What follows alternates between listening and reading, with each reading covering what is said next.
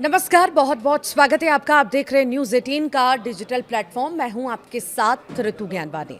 देश के लाखों केंद्रीय कर्मचारियों और पेंशन भोगियों के लिए एक बहुत बड़ी खबर है। पिछले काफ़ी समय से सोशल मीडिया और कर्मचारी यूनियनों के बीच एक ही चर्चा सबसे तेज थी कि अब 50% महंगाई भत्ता होने के बाद इसे बेसिक सैलरी यानी कि मूल वेतन में मर्ज कर दिया जाएगा।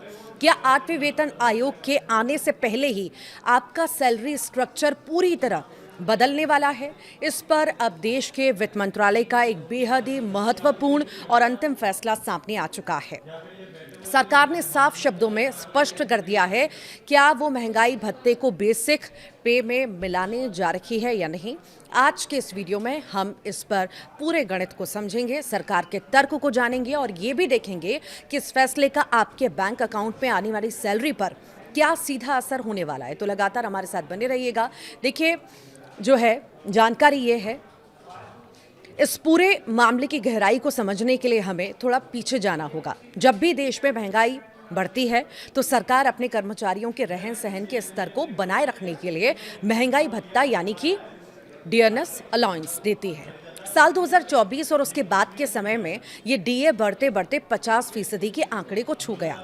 अब नियम और पुराने वेतन आयोगों के इतिहास को देखें तो जब भी महंगाई भत्ता 50% तक पहुंचता था तो उसे मूल वेतन यानी बेसिक पे में जोड़ दिया जाता था। इसे ही तकनीकी भाषा में डीए मर्जर या डीए का विलय कहा जाता है। कर्मचारी संगठनों और यूनियनों का तर्क था कि चूंकि महंगाई रिकॉर्ड स्तर पर है, इसीलिए 50% होते ही इसे तुरंत जो है बेसिक सैलरी का हिस्सा बना देना चाहिए। इससे कर्मचारियों का प्रोविडेंट फंड, ग्रेच्युटी और बाकी भत्ते अपने आप बढ़ जाते हैं। और इसी मांग को लेकर कई हफ्तों से वित्त मंत्रालय को ज्ञापन सौंपे जा रहे थे, लेकिन अब इस पूरी बहस पर पूरी तरह से विराम लग चुका है। वित्त मंत्रालय ने केंद्रीय कर्मचारियों की इस मांग को फिलहाल सिरे से खारिज कर दिया है। सरकार ने बेहद साफ और कड़े शब्दों में स्पष्ट किया कि फिलहाल अलग से किसी भी प्रकार के डीए मर्जर की कोई भी तैयारी नहीं है। यानी जो कयास लगाए जा रहे थे कि एक नोटिफिकेशन जारी होगा और आपकी बेसिक पे बढ़ जाएगी, ऐसा कुछ भी नहीं होने जा रहा। सरकार का कहना है कि 7वें वेतन आयोग की सिफारिशों में ऐसा कोई ऑटोमेटिक नियम नहीं था कि 50% डीए होते ही उसे मर्ज करना ही पड़ेगा। सरकार के इस आधिकारिक बयान ने उन लाखों कर्मचारियों को बड़ा झटका दिया है जो इस महीने से अपनी सैलरी में एक बड़े बम्पर उछाल की उम्मीद लगाए बैठे थे। अब सवाल ये उठता है कि सरकार ने ऐसा फैसला क्यों लिया और इसके पीछे पूरी तरह से आर्थिक समीकरण काम कर रहे हैं। अगर सरकार 50% महंगाई भत्ते को बेसिक पे में मर्ज कर देती तो सरकार के खजाने पर अचानक से अरबों खरबों रुपयों का अतिरिक्त बोझ आ जाता। जब बेसिक पे बढ़ती है तो केवल टेक होम सैलरी नहीं बढ़ती बल्कि कर्मचारियों का पीएफ कंट्रीब्यूशन बढ़ जाता है, जिसमें सरकार को भी अपना हिस्सा बढ़ाना पड़ता है। रिटायर होने वाले कर्मचारियों की ग्रेच्युटी और कम्यूटेशन की रकम भी भारी बढ़ोतरी इसमें भी होती है। और सबसे बड़ी बात, देश के करीब 50 लाख से ज़्यादा पेंशन भोगियों की मासिक पेंशन का बेस बदल जाता। मौजूदा वैश्विक आर्थिक परिस्थितियों और देश के बजटीय घाटों को संतुलित रखने के लिए वित्त मंत्रालय ने इस अतिरिक्त वित्तीय बोझ को उठाने से साफ इनकार कर दिया है। सरकार का मानना है कि महंगाई भत्ता समय समय पर बढ़ाया ही जा रहा है और इसीलिए अलग से मर्जर की कोई भी तार्किक जरूरत नहीं है। इस खबर का एक और महत्वपूर्ण पहलू है जो सीधे जुड़ा है 8वें वेतन आयोग से। आमतौर पर हर 10 साल में एक नया वेतन आयोग आता है। 7वां वेतन आयोग 2016 में लागू हुआ था और नियमों के मुताबिक 8वें वेतन आयोग को लेकर चर्चाएं अब बेहद तेज हैं। कर्मचारी संगठनों का मानना था कि अगर डीए का मर्जर अब हो जाता तो 8वें वेतन आयोग के गठन के समय कर्मचारियों की फिटमेंट फैक्टर की गणना एक ऊंचे बेस से होती।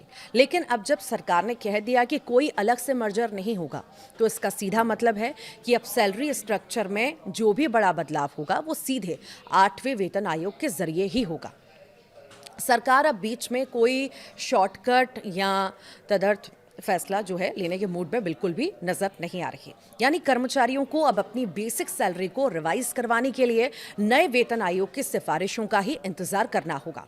तो इस फैसले के बाद अब एक आम केंद्रीय कर्मचारी की जेब पर क्या असर पड़ेगा। तो देखिए, इसे आसान भाषा में समझ लीजिए। आपकी सैलरी जैसे ही आ रही थी वैसे ही आती रहेगी। आपका महंगाई भत्ता 50% या उससे ऊपर जो भी तय हुआ है वो आपकी मौजूदा बेसिक पे पर ही कैलकुलेट होकर आएगा। हाँ, एक राहत की बात ज़रूर है कि 7वें वेतन आयोग के नियमानुसार जब डीए 50% पहुंचता है तो कुछ अन्य भत्ते जैसे कि हाउस रेंट अलाउंस हो गया और चिल्ड्रन एजुकेशन अलाउंस हो गया, ट्रैवल अलाउंस हो गया, इसमें जो है बढ़ोतरी अपने आप लागू हो जाती है। वो लाभ कर्मचारियों को मिलते रहेंगे, लेकिन जो एक बड़ी छलांग बेसिक पे में मिलने वाली थी वो फिलहाल होल्ड पर चली गई है। आपकी टेक होम सैलरी में कोई कटौती नहीं होगी, लेकिन जो एक्स्ट्रा हेल्थ क्रिएशन या पीएफ में बड़ा इजाफा होने की उम्मीद थी उसके लिए अभी इंतजार लंबा हो गया है। संक्षिप्त में कहें तो वित्त मंत्रालय ने साफ कर दिया कि वो देश की वित्तीय स्थिति को ध्यान में रखकर कदम उठा रहा है और किसी भी लोक लुभावन दबाव में आकर डीए मर्जर का फैसला नहीं लिया जाएगा। अब सभी की नजरें इस बात पर टिकी हैं कि सरकार 8वें वेतन आयोग के गठन को लेकर कब आधिकारिक घोषणा करती है और इस पूरे फैसले पर आपकी क्या राय है। क्या सरकार का यह कदम सही है या कर्मचारियों की मांग जायज थी? हमें नीचे कमेंट बॉक्स में जरूर बताइएगा।